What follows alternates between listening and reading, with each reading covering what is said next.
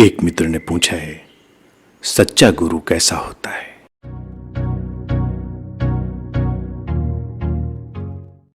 कुछ समय पहले समाचार पत्र में एक प्यारी सी और सोचने जैसी घटना का जिक्र था।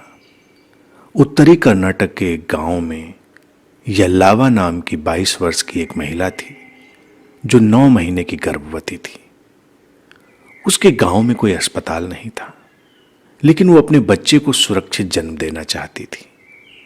इसके लिए उसे 4 किलोमीटर दूर नदी के उस पार के अस्पताल में जाना था। नदी उफान पर थी और कोई भी नाविक उसे ले जाने को तैयार नहीं था। लेकिन उस महिला ने अपने दिल की सुनी और साहस करके उफनती नदी में छलांग लगा दी। हालांकि उसे तैरना भी नहीं आता था। अपने सपने और साहस के बल पर वो 90 मिनट तैरकर उस उफनती नदी को सुरक्षित पार कर अस्पताल तक पहुंच गई। ये घटना हमें स्मरण दिलाती है हमारी आध्यात्मिक खोज की।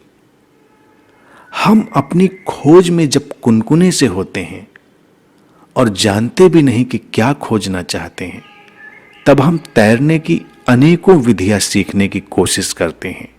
अर्थात तरह तरह के ध्यान, साधना, शिविर इत्यादि की व्यर्थ की चोचलेबाजी में पड़े रहते हैं। तमाम तरह की सर्कस हम ढूंढते हैं, उससे गुजरते हैं, उसमें शामिल होना चाहते हैं।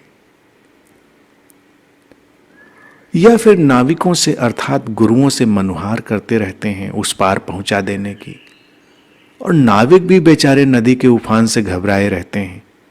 ऊपर की घटना में तो जो उस महिला की मैंने बताई, उसमें तो नाविकों ने उस महिला को मना कर दिया उस पार ले जाने से। लेकिन जीवन की नदी के किनारे गुरु बनकर जिन नाविकों ने डेरा डाल रखा है, वो तुम्हें कभी मना नहीं करते। वो तो बस तुम्हें उपाय पर उपाय बताते चले जाते हैं।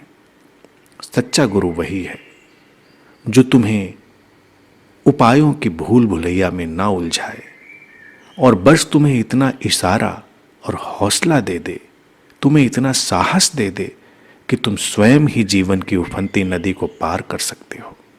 हाँ, इशारे भी तब तक काम नहीं आते जब तक तुम अपने भीतर पल रही परम संभावना के प्रति बेहद, बेहिसाब और बेशर्त प्रेम से न भरे हो।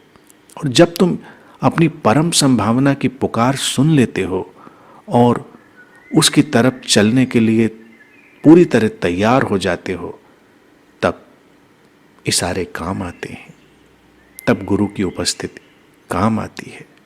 सच्चा गुरु तुम्हें पैर उधार नहीं देता, तुम्हें अपने पैरों पर चलना सिखाता है।